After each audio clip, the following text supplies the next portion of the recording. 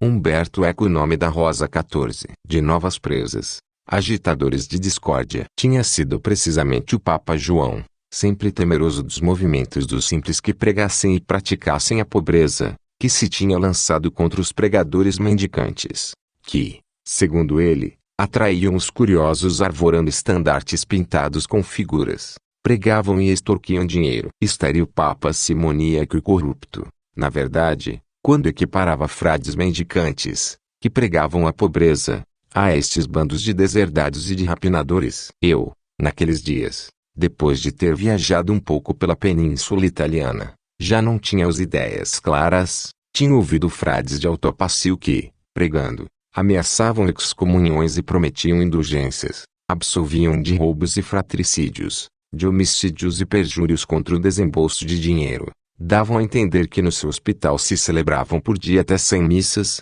para as quais recolhiam doações, e que, com os seus bens, dotavam 200 raparigas pobres. E tinha ouvido falar de frade Paulo Coxo, que na floresta de Rieri vivia como eremita e se gabava de ter tido diretamente do Espírito Santo a revelação de que o ato carnal não era pecado. Assim, seduzia as suas vítimas, que chamava suas irmãs, obrigando-as a entregar ao açoite a carne nua, fazendo em terra 5 genuflexões em forma de cruz, antes de apresentar as suas vítimas a Deus e de pretender delas aquilo a que chamava o beijo da paz. Mas seria verdade? E que coisa ligava estes eremitas, que se diziam iluminados, aos frades da vida pobre que percorriam as estradas da península fazendo verdadeiramente penitência, mal vistos pelo clero e pelos bispos cujos vícios e roubos fustigavam? Pelo relato de Salvador, tal como se misturava com as coisas que eu já sabia por mim, estas distinções não apareciam à luz do dia. Tudo parecia igual a tudo. Por vezes parecia-me um daqueles pedintes aleijados de Turena de que fala a fábula,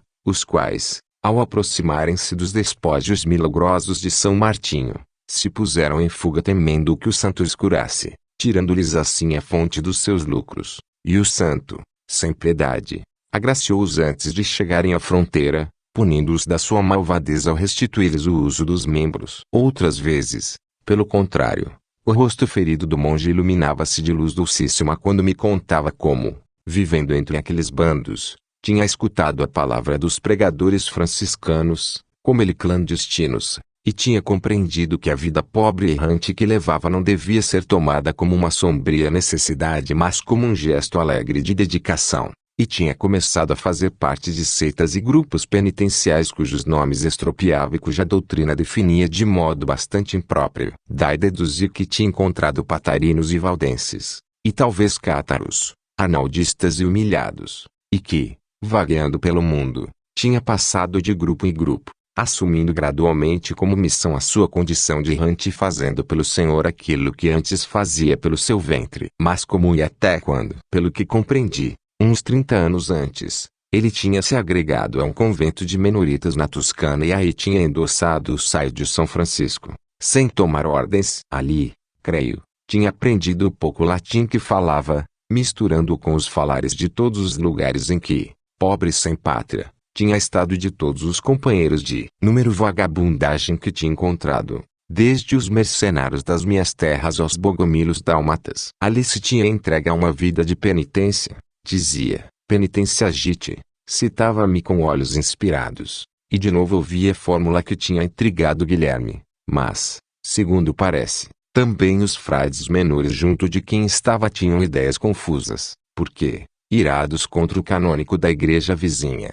acusado de roubos e outras ações nefandas, invadiram-lhe um dia a casa e fizeram-no rolar pelas escadas, de maneira que o pecador morreu, e depois saquearam a igreja. Por isto, o bispo enviou homens armados, os frades dispersaram-se, e Salvador vagueou longo tempo pela Alta Itália com um bando de fraticelli, ou melhor, de menoritas mendicantes sem outra lei ou disciplina. Refugiou-se então na região de Toulouse, onde lhe aconteceu uma estranha história. Enquanto se inflamava ao ouvir o relato das grandes empresas dos cruzados, uma massa de pastores e de gente humilde, em grande procissão, reuniu-se um dia para atravessar o mar e combater contra os inimigos da fé. Chamaram-lhes pastorelli. De fato, o que eles queriam era fugir da sua terra maldita. Havia 2 chefes, que lhes inculcaram falsas teorias, um sacerdote, que tinha sido privado da sua igreja devido à sua conduta, e um monge apóstata da ordem de São Bento. Estes tinham feito perder a cabeça àqueles ingênuos a tal ponto que,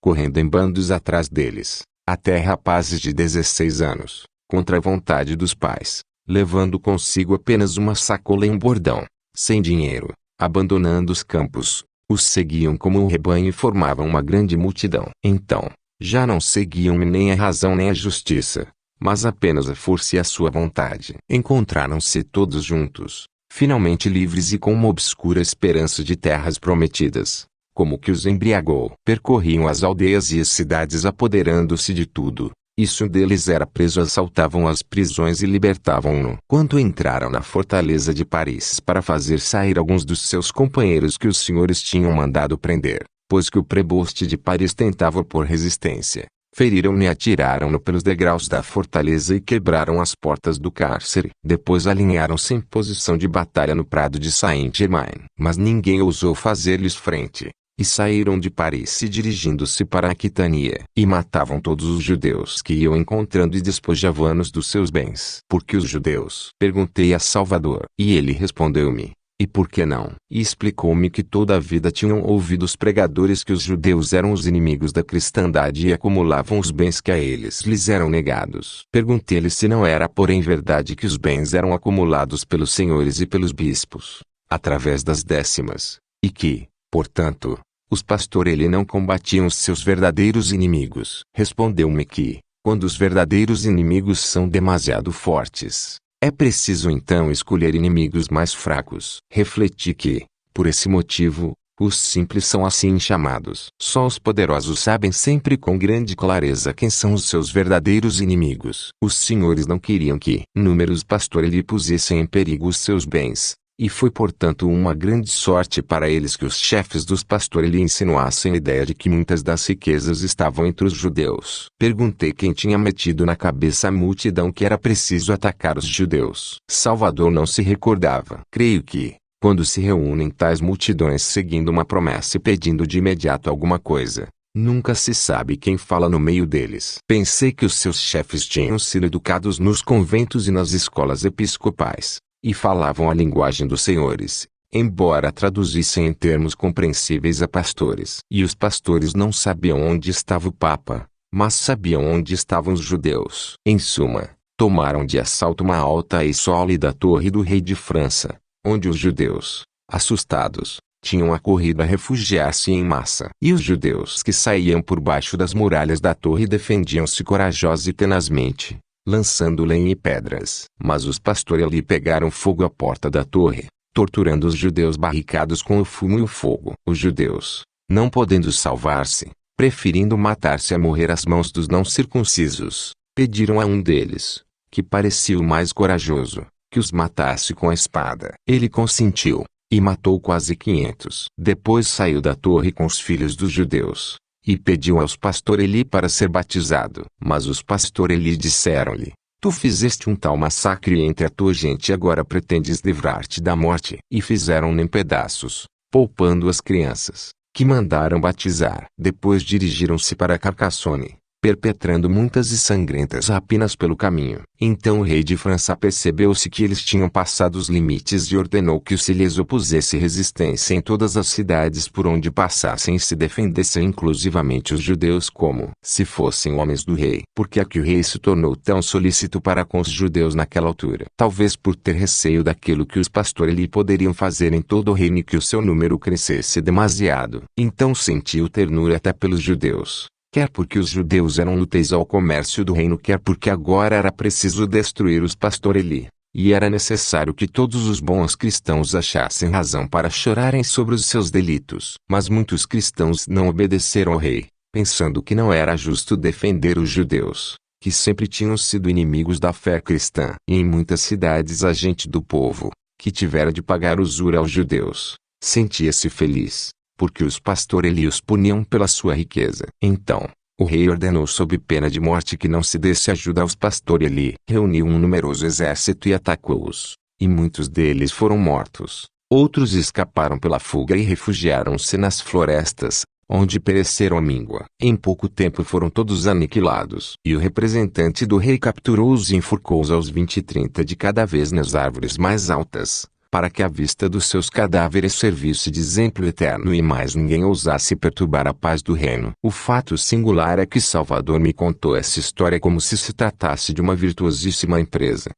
De fato, continuava convencido que a multidão dos pastores se tinha agitado para conquistar o sepulcro de Cristo e libertá-lo dos infiéis, e não me foi possível fazer-lhe crer que esta belíssima conquista já tinha sido feita, no tempo de Pedro, o eremita, e de São Bernardo, e sob o reinado de Luís, o Santo, de França. De qualquer modo, Salvador não foi para a terra dos infiéis, porque teve de se afastar o mais depressa possível das terras francesas. Passou pela província de Novara, disse-me, mas sobre o que então aconteceu foi muito vago.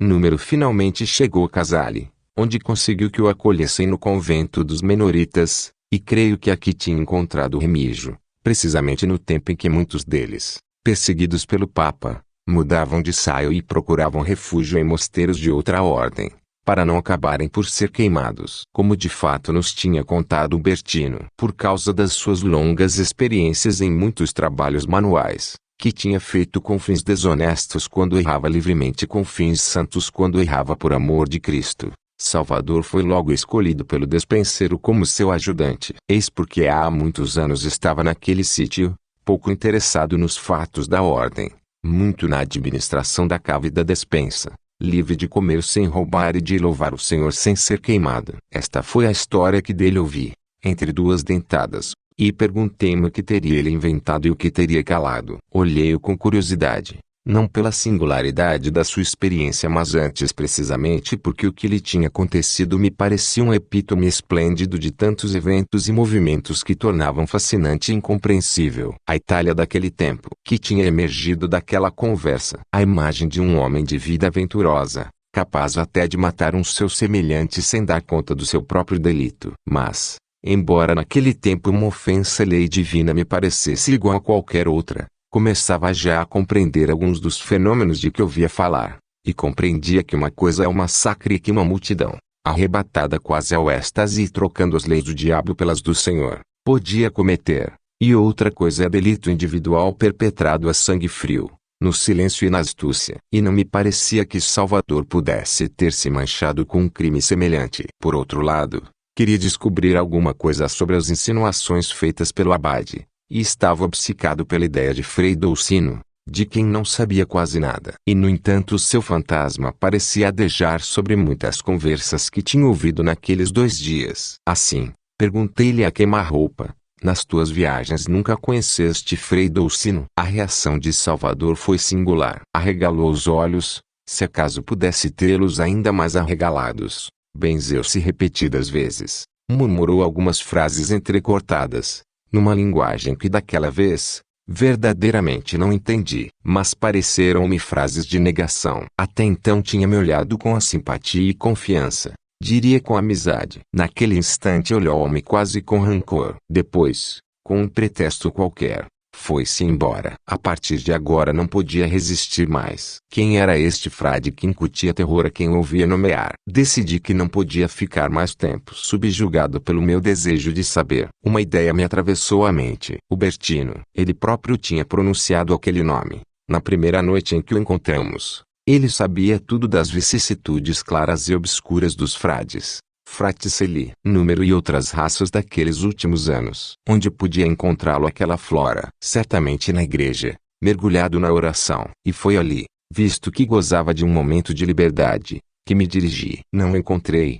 e não encontrei mesmo até a noite. E assim fiquei com a minha curiosidade, enquanto aconteciam os outros fatos que devo agora narrar. Terceiro dia no onde Guilherme fala a do grande rio herético, da junção dos simples na igreja, das suas dúvidas sobre a cognoscibilidade das leis gerais, e quase por acaso conta como decifrou os sinais necromânticos deixados por Venâncio. Encontrei Guilherme na forja, trabalhando com Nicolau, ambos bastante absorvidos pelo seu trabalho. Tinham disposto sobre o balcão muitos minúsculos discos de vidro, talvez já prontos para serem inseridos nas juntas de um vitral, e tinham reduzido alguns, com os instrumentos adequados, a espessura desejada. Guilherme experimentava-os, pondo-os diante dos olhos. Nicolau, por seu lado, estava dando instruções aos ferreiros para que construíssem a forquilha em que os vidros melhores deveriam ser depois encastoados. Guilherme resmungava irritado, porque, até aquele momento, a lente que mais o satisfazia era a cor de esmeralda,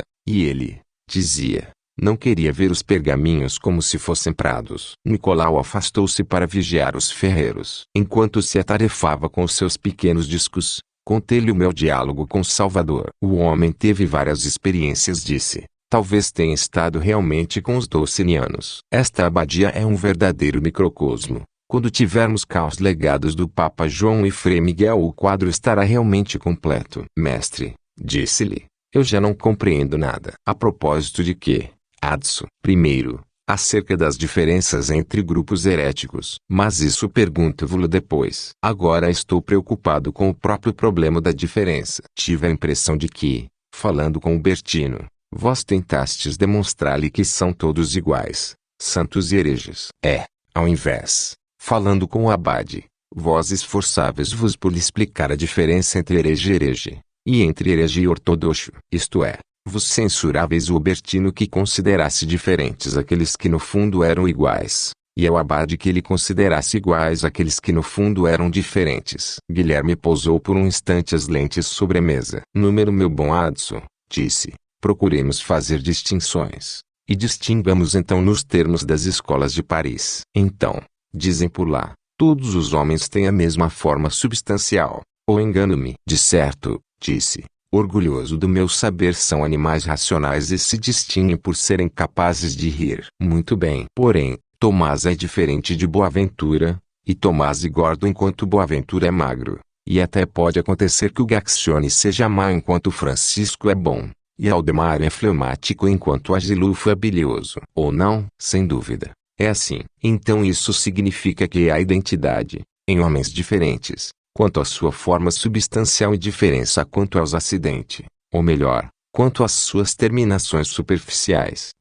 Sem dúvida alguma, assim. E então, quando digo ao Bertino que a mesma natureza humana, na complexidade das suas operações, preside tanto ao amor do bem como ao amor do mal, procuro convencer o Bertino da identidade da natureza humana. Quando depois digo ao abade que há diferença entre um cátaro e um valdense, insisto na variedade dos seus acidentes. E insisto nisso porque acontece que se queima um valdense atribuindo-lhe os acidentes de um cátaro e vice-versa. E quando se queima um homem, queima-se a sua substância individual e reduz-se a puro nada aquilo que era um concreto ato de existir, bom em si pelo menos aos olhos de Deus, que o mantinha no ser. Parece-te uma boa razão para insistir sobre as diferenças? Sim, mestre, respondi com entusiasmo. Agora compreendi por que falais assim, e aprecio a vossa boa filosofia. Não é a minha, disse Guilherme, e nem sequer sei se é a boa. Mas o importante é que tu tenhas compreendido. Vamos agora à tua segunda pergunta. É que disse, creio que não sirvo para nada. Já não consigo distinguir a diferença acidental entre valdenses,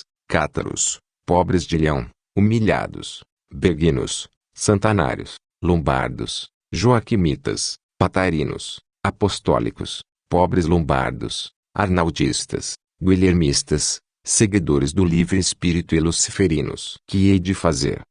Pobre Adisso, riu Guilherme, dando-me uma afetuosa palmadinha na nuca. Não estás errado de todo. Vês, é como se nos últimos 2 séculos, e ainda antes, este nosso mundo tivesse sido percorrido por ventos de intolerância, esperança e desespero, todos juntos. Ou então não é uma boa analogia. Pensa num rio, denso e majestoso, que corre por milhas e milhas entre robustos diques. E tu sabes onde está o rio, onde o dique, onde a terra firme. A certa altura, o rio, número de cansaço, porque correu por demasiado tempo e demasiado espaço, porque se aproxima ao mar, que anulem-se todos os rios, já não sabe o que é. Torna-se o seu próprio delta. Permanece talvez um braço maior, mas muitos outros se ramificam, em todas as direções, e alguns confluem uns nos outros, e já não sabes o que está na origem do que é, e por vezes não sabes o que ainda é rio e o que é já mar. Se bem compreendo a vossa alegoria, o rio é a cidade de Deus, ou o reino dos justos, que se aproxima do milênio, e nesta incerteza ele já não se contém. Nascem falsos e verdadeiros profetas, e tudo conflui na grande planície onde terá lugar o Armagedon. Não pensava exatamente nisso, mas também é verdade que entre nós, franciscanos, continua viva a ideia de uma terceira idade e do advento do reino do Espírito Santo. Não, procurava antes fazer-te compreender como o corpo da Igreja, que também foi durante séculos o corpo de toda a sociedade, o povo de Deus, se tornou demasiado rico e denso, e arrasta consigo as escórias de todos os países que atravessou, e perdeu a sua pureza própria. Os braços do delta são, se quiseres, outras tantas tentativas do rio para correr o mais depressa possível para o mar, ou seja, para o momento da purificação. Mas a minha alegoria era imperfeita. Servia apenas para te dizer como os ramos da heresia e dos movimentos de renovação, quando o rio já não se contém, são numerosos e se confundem. Podes ainda acrescentar à minha péssima alegoria a imagem de alguém que tenta a viva força reconstruir os diques do rio, mas não consegue. E alguns braços do delta são enterrados, outros reconduzidos ao rio por canais artificiais, outros ainda deixam-nos correr, porque não se pode conter tudo, e é bom que o rio perca parte da sua água se quer manter-se íntegro no seu curso. Se quer ser um curso reconhecível. Cada vez compreendo menos. Também eu não sou forte a falar de modo parabólico. Esquece esta história do rio. Procura antes compreender como nasceram muitos dos movimentos que nomeaste, há pelo menos 200 anos, e já morreram. Outros são recentes. Mas quando se fala de hereges nomeiam-se todos em conjunto. É verdade. Mas este é um dos modos pelos quais a heresia se difunde e um dos modos pelos quais é destruída. Não compreendo novamente. Meu Deus, como é difícil. Bem, imagina que és um reformador dos costumes e reúnes alguns companheiros no cimo de um monte, para viver na pobreza. Algum tempo depois, vês que muitos vêm a ti, mesmo de terras distantes, e te consideram um profeta, ou um novo apóstolo, e te seguem. Vêm verdadeiramente por ti ou por aquilo que dizes. Não sei, espero. Porque de outro modo. Número porque ouviram os seus pais histórias de outros reformadores, lendas de comunidades mais ou menos perfeitas, e pensam que esta aquela e aquela esta. Assim, qualquer movimento é dos filhos dos outros. De certo, porque a ele acorrem na sua maior parte os simples, que não têm sutileza doutrinal. E no entanto os movimentos de reforma dos costumes nascem em lugares e de modos diversos e com diversas doutrinas. Por exemplo, confundem-se frequentemente os cátaros e os valdenses. Mas existe entre eles uma grande diferença. Os valdenses pregavam uma reforma dos costumes no interior da igreja. Os cátaros pregavam uma igreja diversa, uma diversa visão de Deus e da moral. Os cátaros pensavam que o mundo estava dividido entre as forças opostas do bem e do mal, e tinham constituído uma igreja em que se distinguem os crentes perfeitos dos simples, e tinham os seus sacramentos e os seus ritos. Tinham constituído uma hierarquia muito rígida, quase tanto como a da nossa Santa Madre Igreja, e não pensavam de forma nenhuma em destruir qualquer forma de poder. O que te explica por que aderiram aos cátaros mesmo homens de comando, proprietários, feudatários. Também não pensavam em reformar o mundo, porque a oposição entre bem e mal para eles não poderá jamais ser desfeita. Os valdenses, pelo contrário, e com eles os arnaudistas ou os pobres lombardos, queriam construir um mundo diverso a partir de um ideal de pobreza. Por isso acolhiam os deserdados e viviam em comunidade do trabalho das suas próprias mãos. Os cátaros negavam os sacramentos da igreja, os valdenses não. Negavam só a confissão auricular. Mas por que é que então são confundidos e se fala deles como da mesma planta má? Chato disse, aquilo que os faz viver é também aquilo que os fez morrer. Enriquecem com os simples que foram estimulados por outros movimentos e que creem que se trata do mesmo movimento de revolta e de esperança. E são destruídos pelos inquisidores, que atribuem a uns os erros dos outros. E se os seguidores de um movimento cometeram um delito, este delito será atribuído a cada seguidor de cada um dos movimentos. Os inquisidores estão errados segundo a razão, porque juntam doutrinas contrastantes. Têm razão segundo o erro dos outros, porque quando nasce um movimento, verbigratia, de arnaudistas, numa cidade, para aí convergem também aqueles que seriam ou foram cátaros ou valdenses augures. Os apóstolos de Frei Dolcino pregavam a destruição física dos clérigos e dos senhores, e cometeram muitas violências. Os valdenses são contrários à violência,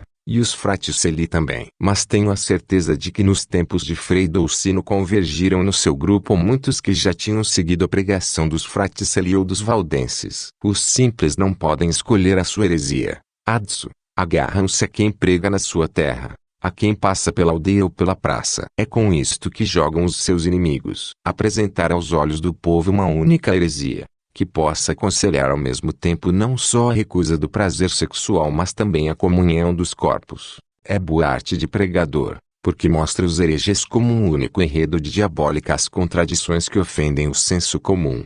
Portanto, não há relação entre eles e é por engano do demônio que um simples que quereria ser joaquimita ou espiritual cai nas mãos dos cátaros ou vice-versa. No entanto, não é assim. Procuremos recomeçar do princípio, Adso. E asseguro-te que procuro explicar-te uma coisa sobre a qual nem eu sequer creio possuir a verdade. Penso que o erro é crer que primeiro vem a heresia, depois os simples que a ela se dão, e se condenam. Na verdade, primeiro vem a condição dos simples, depois a heresia. E como tu tens uma visão clara da constituição do povo de Deus, um grande rebanho, ovelhas boas e ovelhas más, refreadas por cães mastins, os guerreiros, ou melhor, o poder temporal, o imperador e os senhores guiados pelos pastores, os clérigos, os intérpretes da palavra divina. A imagem é clara, mas não é verdadeira. Os pastores combatem com os cães, porque cada um deles quer os direitos do outro. É verdade, e é exatamente isso que torna imprecisa a natureza do rebanho. Perdidos como são para se dilacerarem mutuamente, cães e pastores já não cuidam do rebanho. Uma parte dele fica de fora. Como de fora? Nas margens. Camponeses não são camponeses, porque não têm terra, ou aquela que tem não os alimenta. Cidadãos não são cidadãos, porque não pertencem nem a uma arte nem a outra corporação. São a raia miúda, presa de qualquer um. Viste alguma vez nos campos grupos de leprosos? Sim, uma vez vissem juntos. Disformes, com a carne a desfazer-se e toda esbranquiçada, de muletas, pálpebras inchadas, os olhos ensanguentados, não falavam nem gritavam, chiavam como ratos. Eles são para o povo cristão os outros, os que se encontram nas margens do rebanho. O rebanho odeia-os, eles odeiam o rebanho. Quereriam ver-nos todos mortos, todos leprosos como eles. Sim, recordo uma história do rei Tristão, que devia condenar Isolda, a bela, e a fazia subir à fogueira e vieram os leprosos e disseram ao rei que a fogueira era castigo leve e que havia um pior. E gritaram-lhe, dá-nos Isolda, que pertence a todos nós, o mal acende os nossos desejos, dá aos teus leprosos, olha, os nossos farrapos estão colados às chagas que gemem. Ela, que a teu lado se comprazia com os ricos tecidos forrados de baio e com as joias, quando vir a corte dos leprosos, quando tiver de entrar nos nossos tugúrios e deitar-se conosco, então reconhecerá deveras o seu pecado e terá saudades deste belo fogo de sarças. Vejo que, sendo um noviço de São Bento, tens leituras bastante curiosas, gracejou Guilherme, e eu corei, porque sabia que um noviço não devia ler romances de amor, mas entre nós, rapazinhos, circulavam no mosteiro de Melk, e líamos-los de noite à luz da vela. Mas não importa, continuou o Guilherme, compreendeste o que queria dizer. Os leprosos excluídos quereriam arrastar todos na sua ruma e tornar-se-ão tanto piores quanto mais os exclusos, e quanto mais os representares como uma corte de lêmures que querem a tua ruína, tanto mais eles serão excluídos. São Francisco compreendeu isto, e a sua primeira escolha foi ir viver entre os leprosos. Não se muda o povo de Deus se não se integrarem nos seus corpos marginais. Mas vós faláveis de outros excluídos. Não são os leprosos que compõem os movimentos heréticos. O rebanho é como uma série de círculos concêntricos, das mais amplas distâncias do rebanho à sua periferia imediata. Os leprosos são sinal da exclusão em geral. São Francisco tinha o compreendido. Não queria ajudar apenas os leprosos, que a sua ação ter-se-ia reduzida a um bem pobre e impotente ato de caridade. Queria significar outra coisa. Contaram-te as prédicas aos pássaros. Oh, sim, ouvi essa história belíssima e admirei o santo que gozava da companhia daquelas ternas criaturas de Deus, disse com grande fervor. Pois bem, contaram-te uma história falsa, ou melhor, a história que a ordem está hoje a reconstruir. Quando Francisco falou ao povo da cidade e aos seus magistrados e viu que estes não o compreendiam, saiu para o cemitério e pôs-se a pregar a corvos e pegas, a gaviões, Aves de rapina que se alimentavam de cadáveres. Que coisa horrenda, disse. Não eram então pássaros bons. Eram aves de rapina, aves excluídas, como os leprosos. Francisco pensava de certo naquele verso do Apocalipse que diz: vi um anjo, levantado no sol, gritar com voz forte e dizer a todas as aves que voavam ao sol: vinde e reuni-vos todas no grande banquete de Deus. Comei a carne de reis, a carne de tribunos e de soberbos, a carne de cavalos e de cavaleiros, a carne de livres e de escravos, de pequenos e de grandes. Então, Francisco queria incitar os excluídos à revolta. Não, isso fizeram-no quando muito Dulcinea e os seus. Francisco queria chamar os excluídos, prontos para a revolta, a fazer parte do povo de Deus. Para recompor o rebanho era preciso reencontrar os excluídos. Francisco não conseguiu, e digo-te com muita amargura. Para reintegrar os excluídos devia agir no interior da igreja. Para agir no interior da igreja devia obter o reconhecimento da sua regra, da qual sairia uma ordem. E uma ordem, como daí resultou, número recomporia a imagem de um círculo, à margem do qual estão os excluídos. Então compreendes, agora, porque existem os bandos dos Fraticeli e dos Joaquimitas, que reúnem à sua volta os excluídos, uma vez mais. Mas não estávamos a falar de Francisco, mas de como a heresia é o produto dos simples e dos excluídos. De fato, falávamos dos excluídos do rebanho das ovelhas. Durante séculos, enquanto o Papa e o Imperador se digladiavam nas suas diatribes de poder, estes continuaram a viver nas margens, eles, os verdadeiros leprosos, dos quais os leprosos são apenas a imagem disposta por Deus para que nós compreendêssemos esta admirável parábola, dizendo leprosos compreendêssemos excluídos, pobres, simples, deserdados, desenraizados dos campos, humilhados nas cidades. Não compreendemos. O mistério da lepra continua a obcecar-nos porque não reconhecemos a sua natureza de sinal. Excluídos como eram do rebanho, todos eles estavam prontos a escutar, ou a produzir, qualquer pregação que, reclamando-se da palavra de Cristo, pusesse com eleitos sob acusação o comportamento dos cães e dos pastores e prometesse que um dia eles seriam punidos. Isto, os poderosos sempre o compreenderam. A reintegração dos excluídos impunha a redução dos seus privilégios. Por isso os excluídos que assumiam consciência da sua exclusão. Final da parte 14.